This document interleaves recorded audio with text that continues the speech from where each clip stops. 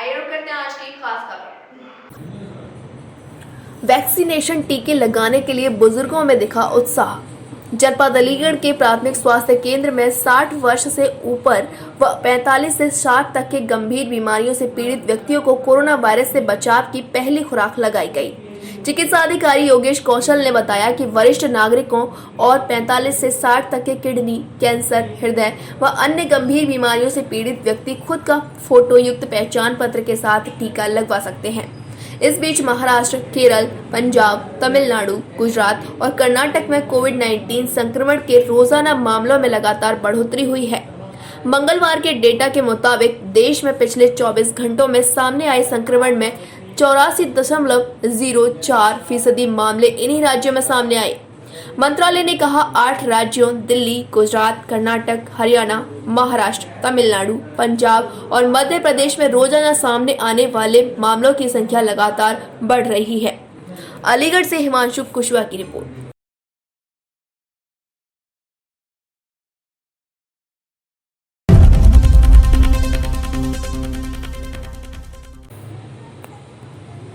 उच्च न्यायालय के आदेशों के क्रम में राज्य सरकार ने जारी किए दिशा निर्देश। जनपद अयोध्या में मुख्यमंत्री योगी आदित्यनाथ से महंत राजू दास महाराज ने विनम्र निवेदन किया कि सार्वजनिक सड़कों, गलियों, फुटपाथ व सड़कों के किनारों, लेन आदि पर धार्मिक प्रकृति की किसी भी संरचना के निर्माण पर रोक लगाई जाए। 1 जनवरी 2011 अथवा उसके बाद के ऐसे निर्माण तत्काल हटाए जाने के निर्देश दिए। 1 जनवरी 2011 से पहले के ऐसे निर्माण योजनाबद्ध तरीके से संबंधित धार्मिक संरचना के अनुयायियों द्वारा निजी भूमि पर स्थानांतरित किए जाएं। साथ ही अगली खबर है अयोध्या से। अयोध्या के हनुमानगढ़ी महंत श्री राजू दास जी महाराज बोले पत्रकारों के हक में। जनपद अयोध्या में सपा मुखिया अखिलेश यादव ने जिस तरह मुरादाबाद में सुरक्षा कर्मियों व पत्रकारों से अभद्रता की व जमकर धक्का मुक्की हुई, उन्हें प्रेस वार्ता में बुलाया गया था। महंत राजू दास जी महाराज ने कहा कि स्थानीय मीडिया को बुलाकर ऐसा नहीं करना चाहिए। सभी पत्रकारों में इस बात को लेकर नाराजगी है। अयोध्या से अजय कुमार सिंह की रिपोर्ट।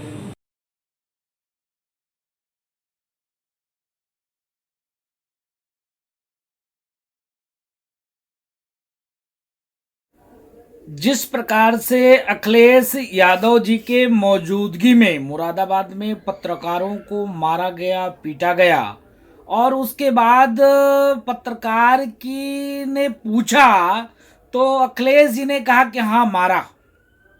कितनी दुर्भाग्य की बात है, कितना निंदनीय बात है जो अखिलेश यादव पूरे देश में भोंपू बाजा लगाकर वो चिल्लाते हैं कि देखिए कैसे गला घोटा जा रहा है, मोदी किस प्रकार गला घोट रहा है। ये क्या कर रहे हैं? नहीं, सही चीज को वो गलत साबित कर देते हैं और पूरे देश में बवंडल खड़ा करते हैं। और इन्होंने देखिए पत्रकार की स्वतंत्रता किस प्रकार हनन किया। पत्रकार ने सवाल पूछा तो उनको पिटाई करवा दिया। ये कितने दुर्भाग्य की बात है। इसके नाते अखिलेश जी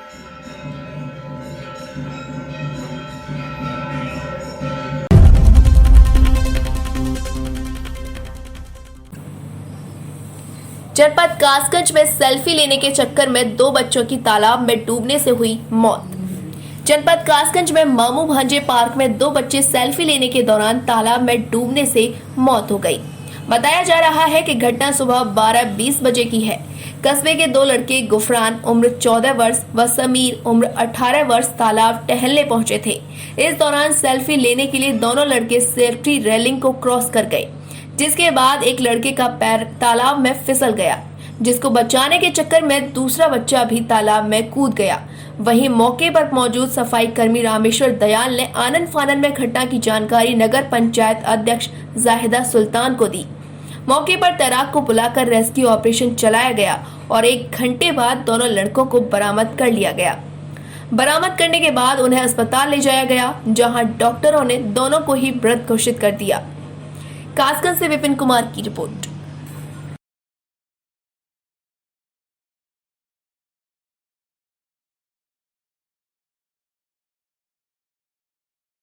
मेरा नाम रामेश्वर दयाल है और मैं यहाँ सफाई कर्मचारी हूँ। ये लड़के एक दूसरे का फ़ोटो ले रहे थे, तो फ़ोटो लेते समय मतलब एक लड़का डूबा, जो खींच रहा था उसने बचाया उसको, तो वो भी डूब गया उसमें फिर। मैंने धुंध मचाया, हल्ला मचाया, मतलब रुको रुको रुको रुको, जब तक वो डूब गए बेचारे। अच्छा, क्या क्या नाम बताए जा रहे हैं? समीर और गुरफान। कितनी उम्र है लगभग इनकी? एक की 18 साल है, एक की 13 साल है सर। तो क्या दोनों को मृत्यु घोषित कर दिया गया है, क्या है? हाँ, ख़त्म हो गए दोनों। कितनी देर बाद मिले हैं ये दोनों? सवा घंटे बाद।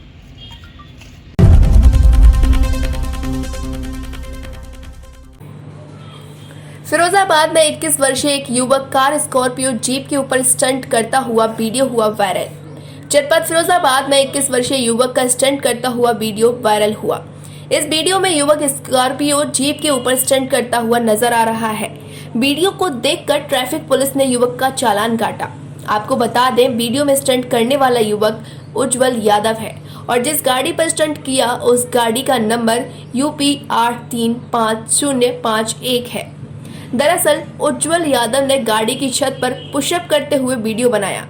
यह वीडियो सोशल मीडिया पर आते ही लोगों ने शेयर करना शुरू कर दिया, जिसे पुलिस ने संज्ञान में लेते हुए वीडियो के आधार पर कार्रवाई की।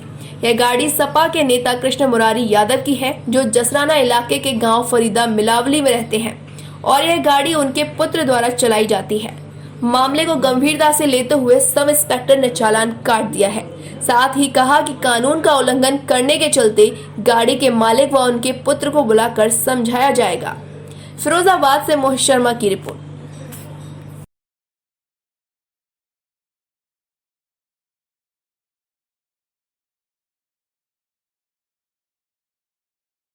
है वो भी फिरोजाबाद में एक्सप्रेस वे पे। कानून का उल्लंघन नहीं है ये?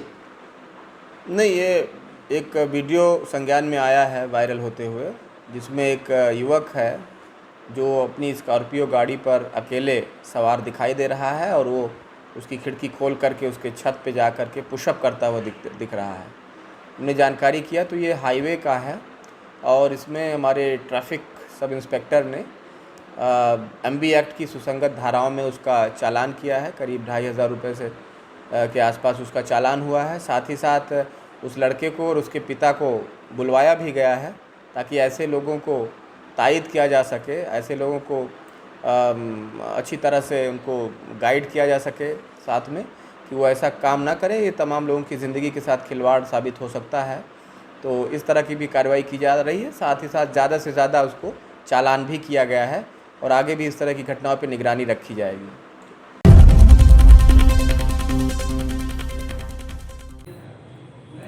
कैबिनेट मंत्री स्वामी प्रसाद मौर्य पहुंचे फिरोजाबाद। जनपद फिरोजाबाद में एक कार्यक्रम के दौरान शिरकत करने पहुंचे कैबिनेट मंत्री स्वामी प्रसाद मौर्य ने मीडिया से बात करते हुए समाजवादी पार्टी पर निशाना साधा, जहां मौर्य ने कहा कि मारपीट करना सपा की नीतियों में है।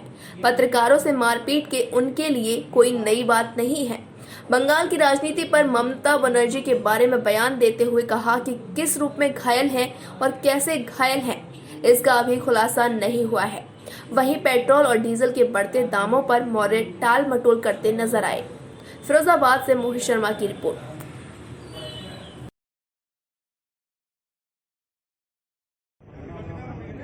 वो घायल हैं, उनको चोट है। इस बात को सबको पीड़ा है, लेकिन किस रूप में घायल हुई, कैसे घायल हुई, इसका अभी खुलासा नहीं हो पाया। और ये राजनीतिक हथकंडा भी हो सकता है, स्वाभाविक घटना भी हो सकती है। वो जल्दी सोचता हूँ, इसकी मैं कामना करता हूँ। अगर उनका ये आरोप कि विरोधियों ने आवाज हमला करवाया या कुछ अनजान चेहरों ने उन पर हमला किया, तो सरकार उनकी है। वो अपने खुद कटघरे में खड़ा कर रही हैं कि जहां मुख्यमंत्री खुद सुरक्षित नहीं है, उस बंगाल के लोग सुरक्षित कैसे होंगे। इसलिए आज चूंकि वहां कमल खिलने जा रहा है, तो ये घटना करवाया भी जा सकता है या किसी अन्य घटना से भी चोट लग सकती है, जिसको राजनीतिक तूल देने का काम किया जा रहा हो। तो ये सब कुल मिलाकर के आज आसन्न पराजय का खतरा की छाया बोल रही है और जो वो अस्वस्थ हुई हैं वो भी इसी छाया का ही दुष्परिणाम। किसान मोर्चा बीजेपी को हराने के लिए बंगाल में पहुंच चुका है और जगह जगह पंचायत कर रहा है, आप कैसे देखते हैं? देखिए, किसान के ऊपर है भारतीय जनता पार्टी की प्राथमिकता में रहा है और भारतीय जनता पार्टी भी किसानों की प्राथमिकता में है। किसान पहले भी भारतीय जनता पार्टी को लोकसभा में जिताया, इस बार भी लोकसभा में जिताया, विधानसभाओं में जिताया, बंगाल के चुनाव में भी किसान हमें जिताएगा। किसान के नाम पर कुछ चोला पहन करके चेहरे जाएं और किसान की दुहाई दे करके किसान को बदनाम करें, ये अच्छी बात नहीं है। आज ही पूरे देश का किसान भारतीय जनता पार्टी के साथ है। किसान के अलावा आप समाजवादी पार्टी की कार्यप्रणाली से बहुत अच्छी तरह परिचित हैं। अखिलेश यादव ने रामपुर से आज एक साइकिल रैली की शुरुआत की है, इसको कैसे देखते हैं? अब क्योंकि ट्विटर पर आधारित नेता चलना सीख रहे हैं, ये अच्छी बात है। लेकिन कुल मिलाकर के आज जितनी विपक्षी पार्टियां हैं प्रदेश के या केंद्र, सब मुद्दा विहीन हो चुकी हैं और मुद्दा विहीन राजनीतिक दल कभी खड़ा नहीं हो सकता है। जब भी मौका आएगा औंधे मुंह गिरेंगे, पहले भी गिरे हैं, आगे भी गिरेंगे। इसलिए अब चुनाव की घंटी बजते ही वो सड़क पर निकल रहे हैं तो प्रदेश की जनता भी इसको देख रही है। अभी 4 साल तक केवल ट्विटर पर चल रहे थे, अब साइकिल पर चलना शुरू किया तो उनको कहीं न कहीं अब जनता की सुधार याद आ रही है। अभी तक जनता क्यों भूल गए थे, तो इसलिए अब उनका ये कोई दिखावा नहीं चलेगा, कोई छावा नहीं चलेगा। आप जमीनी नेता हैं, इस समय पेट्रोल, डीजल और गैस की कीमतें बेतहाशा बढ़ गईं, गरीब आदमी क्या करे? देखिए, जो गरीब आदमी है, पहली बात तो चौपहिया नहीं चलता है, मोटरसाइकिल और स्कूटर से भी नहीं चलता है, उसके पास तो अपनी साइकिल होती है, उससे चलता है। रही बात पेट्रोल और डीजल, क्योंकि ये अरब कंट्रीज़ में पैदा होते हैं और विश्व स्तर पर इसके मूल्य निर्धारित किए जाते हैं।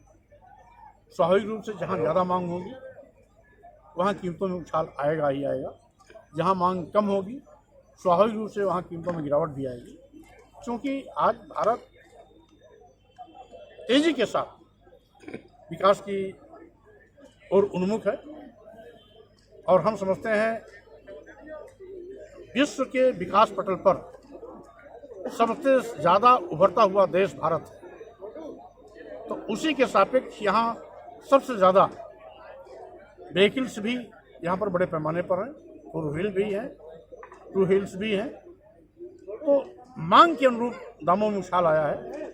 जबकि मोदी सरकार हमेशा ऐसे संवेदनशील मामलों पर गंभीर रहती है और क्योंकि विश्व स्तर पर इसके मूल्य निर्धारित किए जाते हैं तो विश्व मार्केट के कारण इस प्रकार की उछाल आया है, न कि किसी अन्य कारण। मेरा अंतिम सवाल है, मुरादाबाद में पत्रकारों को ढूंढ के पीटा गया अखिलेश यादव के सामने, आखिर भाजपा क्या समझती है इस बारे में? नहीं, देखिए, उनके इन्हीं काले कारनामों के चलते उत्तर प्रदेश की जनता ने उनको खारिज किया और सड़क पर निकलते ही फिर वो लाठी डंडा, मारपीट, हिंसा शुरू हो गया। तो इनका पुराना चरित्र फिर से उजागर हो गया, जनता के बीच में आ गया और जो जनता भूल रही थी उस गुंडाराज को, समाजवादी पार्टी के चरमराई कानून व्यवस्था को, गुंडे माफिया अपराधियों के लूट और खसोट को, बहन बेटियों की दिन दहाड़े इज्जत आबरू को, लूट को, उस भूले हुए पर्दे को फिर से मुरादाबाद की घटना ने इनके काले कारनामों को जनता के सामने ला दिया है।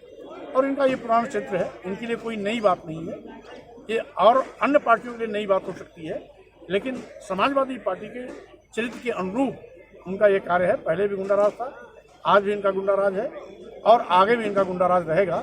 गुंडा राज समाजवादी पार्टी के सर चढ़ करके बोलता रहता है और यही कारण है कि समाजवादी पार्टी का आज बंटाधार हो रहा है। सर, राहुल गांधी कहते हैं कि देश में लोकतंत्र खत्म हो गया। अब देश में लोकतंत्र आज भी जिंदा है। कांग्रेस खत्म हो गई, ये बात दिगर।